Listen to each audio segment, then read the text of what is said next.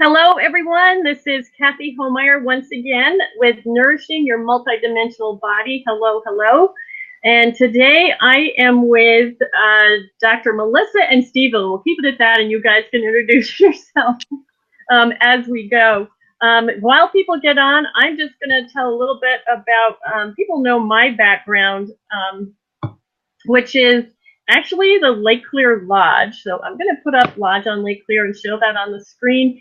I run a resort and retreat where I energize water, food. I make as much high vibe stuff like that as I can. I take care of my lodgings.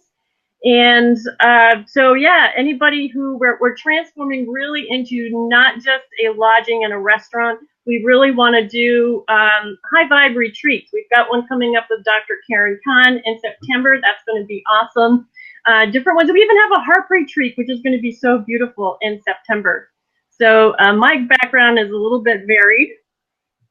And let me hide that. I see some folks coming on. Hello. And if you're there, let us know that you're there and where you're calling in from. That would be awesome. Today's, I guess you want to say, title is looking at your symptoms, what we think of as disease or our sickness, really in a different light. So that's where I'm going to have these folks tell a little bit about you. Hello, Dottie. Hey, Christy, I see that you're here. Hi, everybody. Thanks for chiming in. So Melissa and Steven, we've got a complicated, or I would say complicated. Well, it kind of is complicated. And I have the chart behind me that I got 7 years ago and went, oh my God, this is way too much. I can't handle this. So when we look at illness, we look at our, like I'd say, oh my gosh, I have a cold, or I have a pain, or I have, something that is bothering me. And we know we're calling ourselves, sick. So that's what we're talking about in terms of symptoms. I'm going to let you guys take it away, start from where you think you need to with what you guys do. Well, nice to see everybody today. I'm Dr. Melissa and this is my partner, Dr. Steven Robinstock, and we're both chiropractors by training, but we have gotten into the realm. Are we echoing with me, Kathy? I don't hear an echo. Okay. But it'll probably stop once you start talking a little bit more. Okay. We have gotten really into understanding mindset, and that led us down this road of discovering German New Medicine, which is the chart that's behind Kathy, is the entire mapping that Dr. Hammer, he discovered the most amazing connections. Most people are aware, especially if you're watching this channel, of the mind-body connection, that stuff that goes on in our minds, stress, emotional problems, have a physical correlate, a physical manifestation. But Dr. Hammer took it to a whole nother level and discovered biological laws by which the body functions, that emotional trauma, it isn't just stress that wears and tears on you and causes your body to break down, but these emotional impacts, these conflict shocks, actually initiate a very specific, understandable, biological, special program that follows very strict laws. And so, like you mentioned with the symptoms, your symptoms are part of a two-phase process that began before you even knew that something was going on. And so there are so many details to this. I mean, we could take up all 30 minutes just talking about the understanding and the connection, but we want to at least dispel a little bit of the fear that we have about our symptoms. Yeah, so like one of the basic kind of presuppositions, the assumptions that's embedded in whether you're doing traditional medicine or what's called like alternative medicine or holistic treatments, there's a kind of pervasive belief that when someone is ill, something's going wrong. You know, it's like we came from a chiropractic background, and so it was a little bit more holistic in the sense that, okay, maybe the body isn't doing something wrong. Maybe there's something interfering with the body being able to do what it wants to do. With German New Medicine, though, it goes even further than that, and it says that the things that we think of as disease, or the things that we've kind of, that are symptoms, that are often very painful or inconvenient to us, that interfere with us doing the kind of things we want to do in our life, that's not a mistake that the body is making, and it's not a breakdown of something that the body is supposed to be doing. It actually is an intentional biological program. So everything, even the most painful things that are going on, even the most distressing symptoms, the body's not doing it by accident. And it's not a breakdown of sort of the body's intentions. It's actually a manifestation of the body's attempt to adapt to the environment in which it thinks itself, in which it thinks it is. And it's really the body is responding to your perception, your experience of yourself, the world, other people, your relationship to the environment in which you're operating. And so it's interesting from this perspective, resolving symptoms, healing from what is called disease is in many cases a matter of clarifying communication. It seems as if the body thinks it needs to be doing what it's doing. Now, what Dr. Hammer kind of elucidated was, what about my experience? What about my perception about myself, my world, my environment is communicating to my body that it needs to adapt in this way in order to maximize the chances of survival? And when a person becomes aware of the fact that their experience kind of constitutes a communication to their physical body, you start paying attention to your experience. You start understanding your experience in a different way. I mean, it's an interesting thing. If I'm frustrated, or if I'm angry, or if I'm feeling anxious, or if I'm feeling really offended, and I think about, okay, what's the biological significance of this particular experience or this state? If my body were interpreting this as a communication about what's going on in my world and about what it needs to do, what would that communication be? You start getting some really interesting answers. You start sort of experiencing your bodily symptoms and also your individual kind of subjective personal state in a very different way. Mm-hmm. So would you say it's really, because I had trouble wrapping my mind around the chart behind me I got like 7 years ago, like I said, and it was just too much. And then I started studying again about a year ago. I went, oh my gosh, this all makes so much sense now. But people think emotions start your process, but it's, let me see if I can put it this way and you can correct me. Your beliefs trigger, or activate an emotion that kind of starts the process. So it's not really your emotion, it's your belief. Do you know what I'm trying to say? Yeah, I think that's true. Really, it's kind of, I call it like an ecology of experience. And so there's a lot of things going on. And it's sometimes to understand what's going on, or to get a grip on something, or to get a handle on it, it's useful to kind of reduce it to a really simple linear process. Beliefs give rise to emotion, But the interesting thing about that is that very often it's kind of a cycle, or it's kind of a circle. And so, where did my beliefs come from? Often they were grounded in a particular experience. And so if I had maybe a trauma or something like that happen to me, or I had something occurred that really caught me off guard when I was younger, or even when I'm the age that I am now, that creates a certain experience. Kind of in the wake of that experience, I'm trying to make sense about what's going on in my life. I'm trying to reconcile what I thought was true based on what seems to be true, given what has just happened. And so there's really kind of like this cycle that goes on. Well, that's her dog. He's not happy. So it's useful to think of it in that way. Now, when you're talking about like the experience that you're having right now, that experience is based largely upon how you're perceiving your reality, what you're seeing and the way you're seeing it.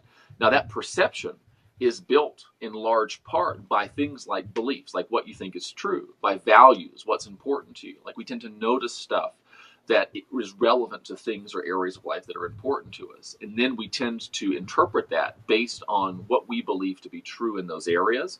And so the experience that I'm having right now is built largely out of my perception, which is in turn built out of my beliefs. Those beliefs, though, really are kind of springing forth from experiences that I had in the past. And so it's this kind of like, it's almost like the water cycle or something like that.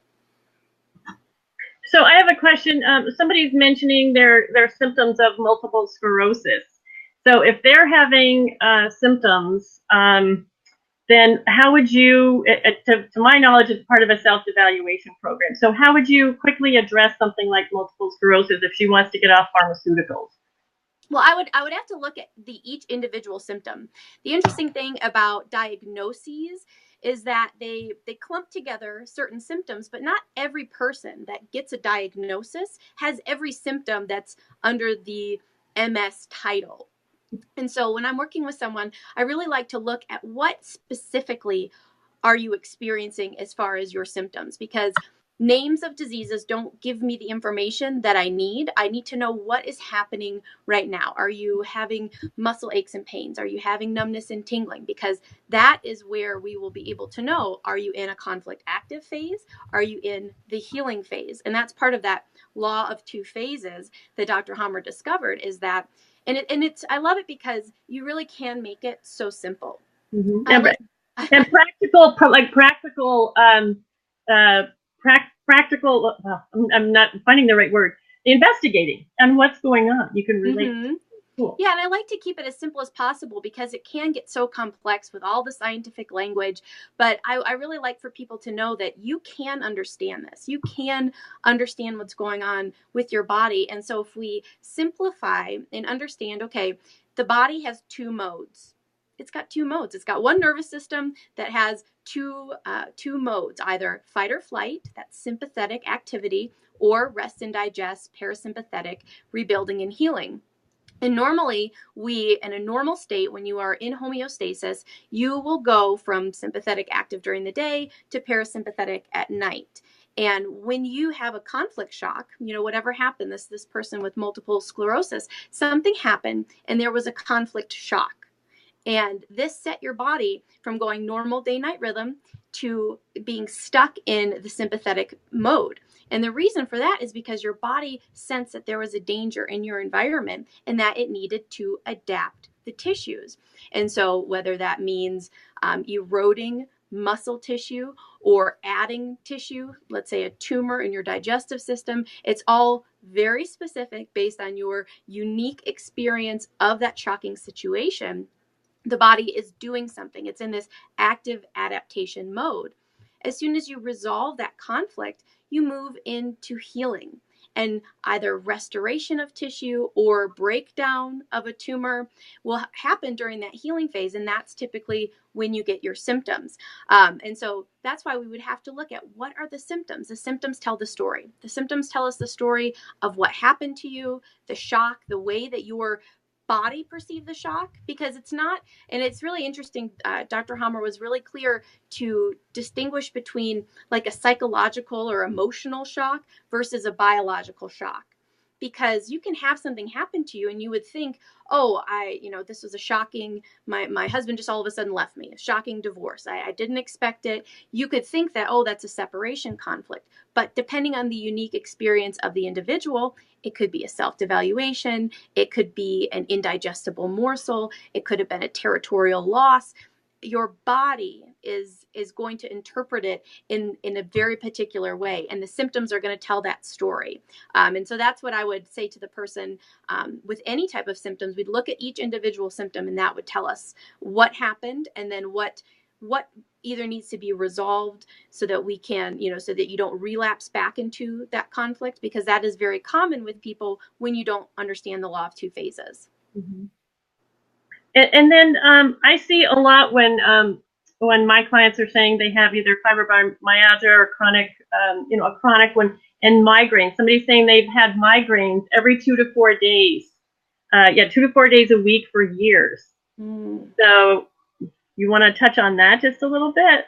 Well, yeah, if someone's having it that frequently, it means that they're having relapse back into the conflict active phase. Migraines specifically have to do with one of 5 types of conflicts. I won't go through them all right now, but there are 5 particular conflict themes, and it is based on a certain area of the brain in the sensory cortex. And so basically what's happening is you're having a recurring conflict, and then when the conflict goes into healing, that is when the headache or the migraine. And the difference between a headache and a migraine is, like, the migraine, it's because of the position on the brain, it squeezes on the meninges, which are like the coatings, the protective coating around the brain, and that is what causes that extreme pain, that kind of knife in the head sort of way people describe a migraine. It's because of the region of the brain that's affected. So for example, a stink conflict. If you're having ongoing situations that you just think stink, you're frustrated, you're annoyed by things that you have to do, that's a very common one that people aren't aware. So let's say you have chronic sinus issues too, and that kind of goes together together with the migraine. Maybe you think it's weather related, but there's some type of pattern, some type of emotional, mental perception that is going on outside of your awareness. You're not aware of the connection between the emotional upsets that you're having and the connection between your symptoms. And so we would want to draw that link. We want to figure out, what is it? What are these recurring patterns? What other symptoms are you experiencing in addition to the migraines? Because those are all clues that will paint the picture and tell the story, so we can understand, why is this happening? Why does this keep happening? There is a reason. And that's the thing. Once you see that there's a perfectly understandable reason why your body is doing this, it eliminates all fear. And when you can eliminate fear, yes, the pain is still there. Yeah, you still have the migraine, but when you can get rid of the fear because you understand that this isn't your body attacking you, this isn't something going terribly wrong that you need to be concerned about, and that fear and panic, it's like fuel, because it puts you back into conflict activity, and it intensifies any symptoms that you're having. That's the interesting thing about this too, is that for me, it's like when you have a system that allows you to interact with the reality of what's going on in your physical body in this moment in time resourcefully, when you can respond to that stuff, when you can kind of make sense out of it in a new way, when a symptom can mean something other than something's going wrong, I'm in trouble, here's a problem, I've got to find a solution like yesterday. That is itself an experience to which the body will begin to respond. And that's one of those things in working with people, whether it's from a health perspective, or I do a lot of just like mindset work with people. It takes a lot of awareness to realize that the thing that you're thinking right now, that the experience that you're having right now, if I'm stressed out, if I'm anxious, if I'm worried about the fact that I was just stressed out, anxious, and worried, it's a perpetuation of that same pattern. It's a perpetuation of that same cycle. And when you have the ability to kind of like slow this thing down and to make sense out of just responding in kind of a cool way versus the kind of chronic reactive mode. I mean, it's an interesting thing how we'll carry these patterns into whatever we're doing. So if I've got a certain pattern of perceiving and experiencing that gives rise to, like you said, self-devaluation conflicts, it's very interesting to observe how a person can be inclined to devalue themselves for being prone to self-devaluation. It's like the pattern morphs and it manifests in the new context. And one of my favorite things about GNM, and like you're asking about specific people who have specific things, and like what would you say to them? Every person is a little bit different. That's that experiential ecology. And so it's like if I go into an ecosystem in nature and I notice that there are certain things that seem to be going wrong, there's a balance that seems to be off, I actually have to go into that specific system and say, okay, what's true here? What's going on? I have ideas about what I think probably is going on, but I need to actually see the reality of what's happening. And the cool thing about GNM is that you got the chart behind you, which I can totally relate to being overwhelmed, by the way, because anytime a chart becomes so large that you put it on the wall and it doesn't look, and it's like it's not huge print either. It's like regular size print. But with German New Medicine, you come at it from two different approaches. So we say, okay, here's what your symptoms are suggesting to us about what's going on. Now, what in your personal experience relates to this? So if your symptoms suggest some kind of self-evaluation, let me explain to you a little bit about what self-evaluation is, and why don't you relate to me your personal experience, what's been going on with you in the recent history and in your kind of long-term personal history, and let's see if we can find some personal significance there. Let's see if there's something that you can relate to. And it's a fascinating thing, and it's hugely useful because ultimately the person is the measure of all things, because it's their experience to which the body's responding. It's not my idea of their experience. It's their experience that they're responding to. But on the other hand, the map behind you gives you a really useful way of because a lot of times people are so unaware. I was this way for a long time. I was so unaware of my experience. I didn't have language to describe it, that I would say, I don't think I've had any kind of a self-devaluation issue, because I didn't really know what that meant. I didn't know what that felt like. And so the map is a really useful way of kind of tracing backwards, So your body is suggesting to us that at some point you experience this. Now, maybe you don't have a language for that. Maybe you're not allowed to feel that way. Maybe in the past you've been discouraged from expressing feelings, and so you've kind of like dissociated from them somewhat. That's a very powerful kind of two-pronged approach. And so it gives us a map, but it also keeps the person at the center, keeps their perception, keeps their experience at the center of the thing, because at the end of the day, that's the relevant factor that needs to be changed or modified or optimized or improved. And so I like that you've got objective criteria, but it doesn't sort of supersede the individual's experience. Well, the example I always like to try and give is that like you're saying, everybody's experience is different, and everybody's going to relate to a program differently. Like last night, we were sitting outside, and a car hit a deer, and there was all sorts of ambulances and all that kind of stuff, and we didn't know if it was very serious or not serious or what. But there could be all of us could be standing side by side. Like my husband could be standing next to me. He might see it as, oh my God, this is crazy, and get and have one particular program running where I might say, oh, it's done all the time, and I knew that it wasn't a really big deal. They just went all crazy with the sirens, and it wouldn't affect me much. He may get one program, and I call it pain. He might get one program kind of pain. I might get zero or another and resolve it really fast. When, oh yeah, they're okay. And he might not have the information, or even if he does have the information, he will totally take it a different way, and another program will start with him. So while we're all really different, and the different programs will run very different ways, or resolve very quickly, or become chronic, it's interesting that the programs are, and I guess you can say, Dr. Hammer did so many studies that he knows the exact area of the brain that hit the exact point of the organ in that particular program. So in that direction, it's actually very identifiable and describable. Would that be right? Yeah, and that's the amazing thing is that I think Dr. Hammer has discovered that there's 126 definable points when you look at the law of two phases, when you understand the region of the brain that's involved, which makes it as a science like so understandable and reproducible that you can look at the brain level and you can look, and I know that this will happen in the future. There will be centers that do this type of work and look specifically at the brain and do CT scans of the brain. And society hasn't caught up to that. And people were really trying to suppress this information. And there were places, and Dr. Hammer got kicked out of his country because, he got his medical license taken away because people just weren't ready for it. But I know that in the future, we will be able to look at the brain. And the great thing is I think the scientific component is amazing, that you can look and you can see specifically. That's where the impact was. I've heard of amazing stories of people who were trained by Dr. Hammer and reading these brain scans. And that's all they need is they can look at someone's brain scan and say, oh, you had this type of shock this many years ago. You've got a healed, a breast tumor. You've got a bleeding ulcer. They can tell what's active, what's resolved based on just looking at this map of your brain, which is, I just think, phenomenal. And I would love to learn to do that.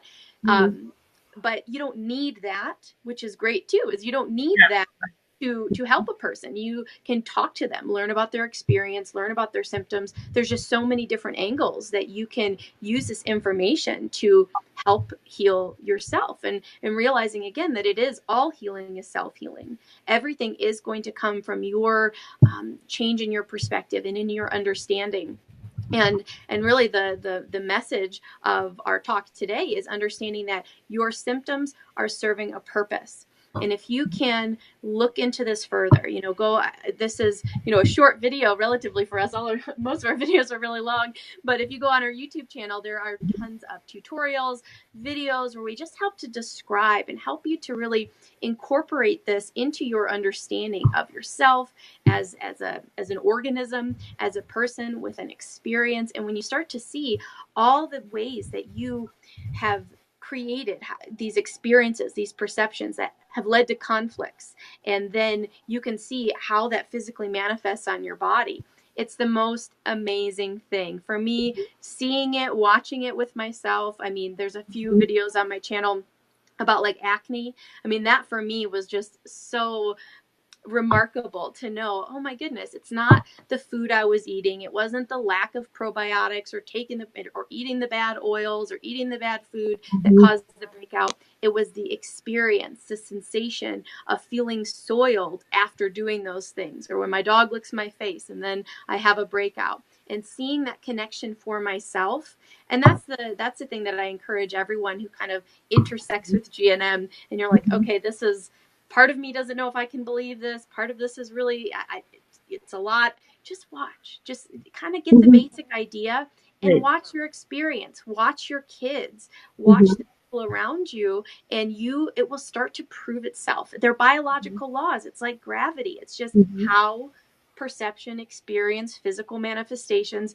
Dr. Hummer figured it out, and we've been doing it all along. It's been happening to us all along. We just didn't see the connections. Yeah, and one of the examples that I actually put on your Facebook page was the other day, and it's really quick, but I want to tell people kind of how to look at this.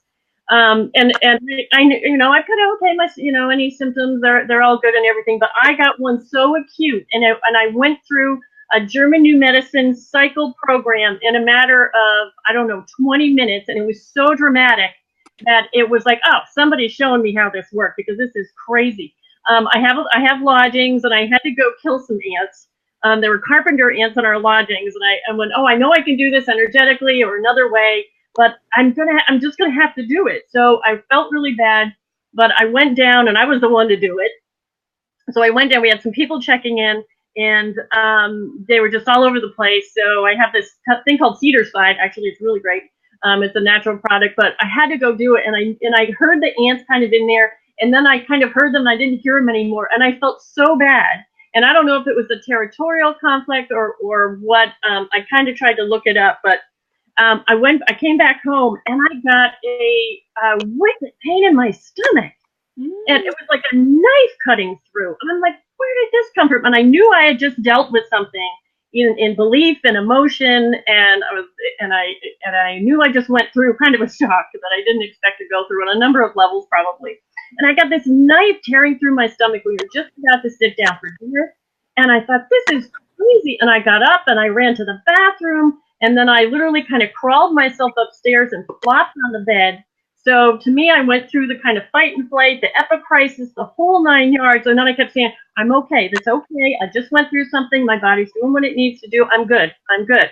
I'm thinking, I'm out for the count tonight. I'm just going to have to work through this. 5 minutes later, I was back downstairs eating dinner like nothing ever happened.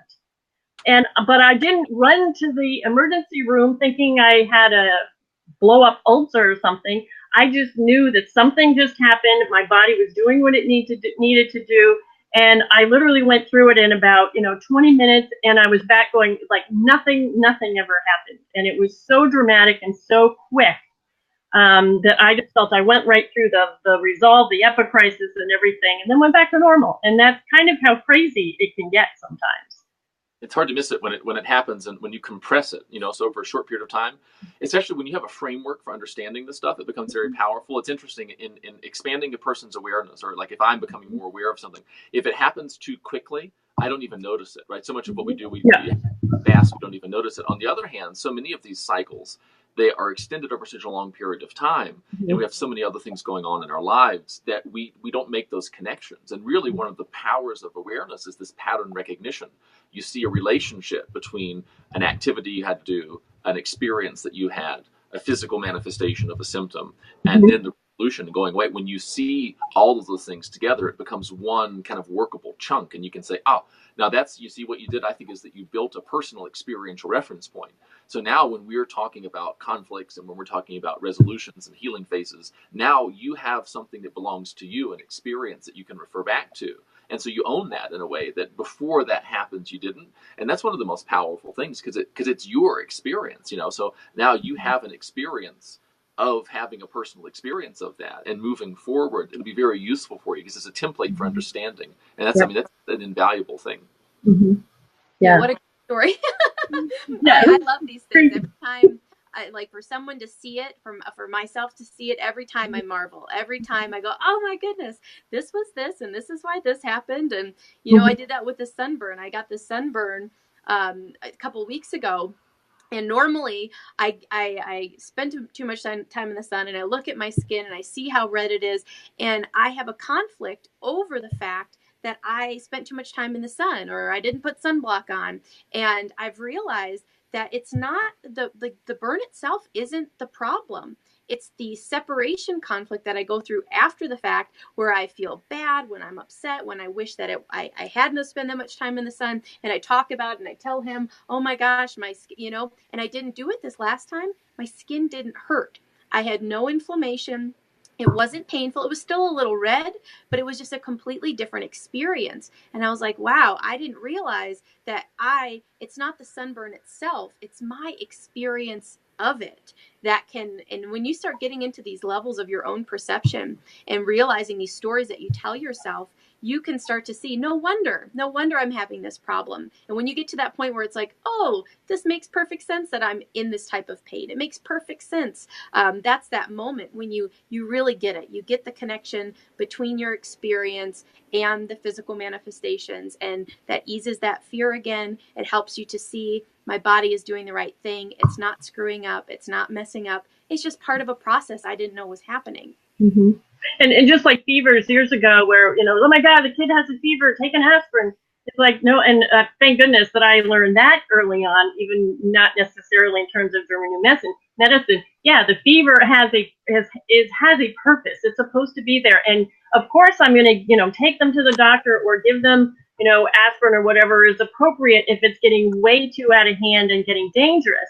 But otherwise, it is serving a purpose, and it's there to kind of burn off the bad stuff and get on with it.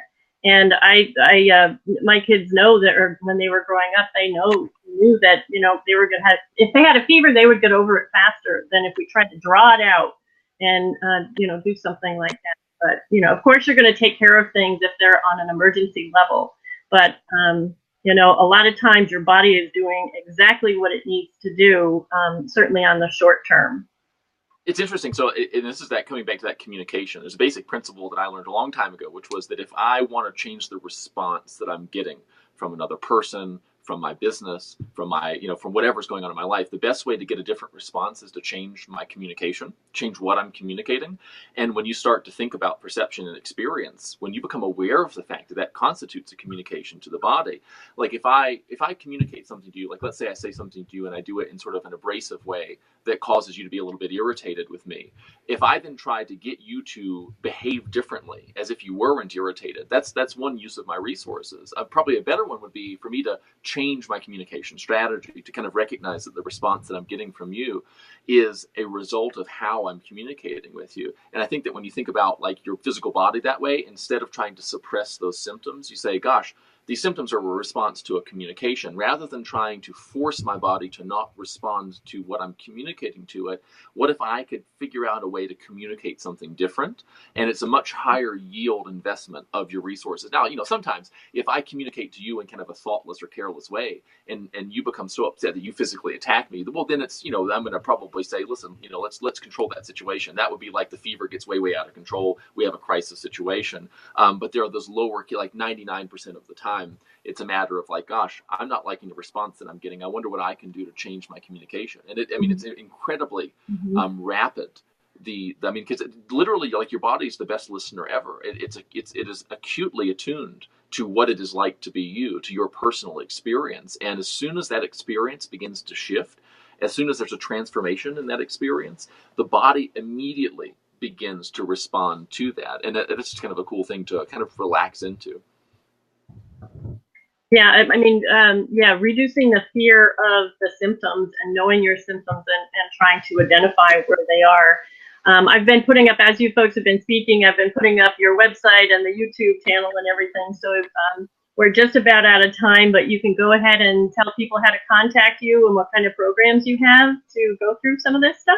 Yeah, so we've got two different websites. There's drmelissacell.com if you're interested in any type of personal consults. I do one-on-one life history investigations, so I really do. I treat it like an investigation. Let's discover the connections between what you have going on physically and what's been going on mentally, emotionally. Make these connections so that you can see why your body's responding the way that it is.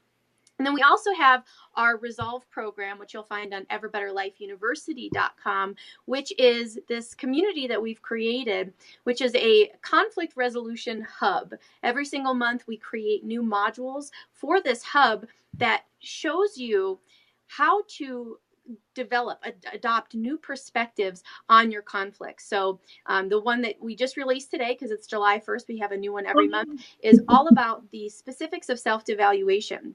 And this month in particular, it's about the things that affect the head and neck. And so if you get neck pain, if you've had degeneration, numbness, tingling in your hands, problems with your discs, these neck issues, they stem from very particular, again, Dr. Hammer found very particular types of conflicts, self-devaluations regarding your intelligence, regarding moral conflicts that you're having, injustice conflicts. Those particular types of conflicts manifest as breakdown, degeneration in the neck, and then subsequent pain, healing, restoration in the neck. And so we do a deep dive into helping you understand how can an intellectual conflict stay active in your experience, because a lot of times it's such a part of our identity that we don't know how to not do it. How do I, okay, now that I know my neck pain is because I've, for years since I was a kid, have been telling myself I'm not smart enough, I'm stupid, I'm not good at things. How do I stop doing that? And that's what the Resolve community is all about, giving you ways of thinking about these perceptions you've had for so long, giving you tools, resources, journaling exercises, meditations to help you make that shift. And that's really what we specialize in, is the perceptual alchemy. How can we make changes in the way that we see and experience our life so that we're communicating more mindfully to our bodies and we're aware of this connection? Mm-hmm. Great. Well, thank you so much, guys, for being on. It's nice seeing you, and I will see you in the Resolve community. Yeah, there was a lot of comments. I've been putting up comments for you and putting up your contact information. So we'll try and answer questions in the comments if anybody wants to do that afterwards, to keep placing comments in there. So thank you very much for coming on, Melissa and Steven. Nice to have you. Thank you for having us. Thanks so much. Yeah, it's fun. We can do it again, and we can talk about, the different particulars too. It's really fun. And for me, it took me so long to go, okay, I got that. And to think, okay, I got that. But then you listen to it again and you go, oh, okay, I got that. So, and the aha moments that you get just in terms of consciousness, and Steven, I think I saw you do one on consciousness, or you do a lot of them together.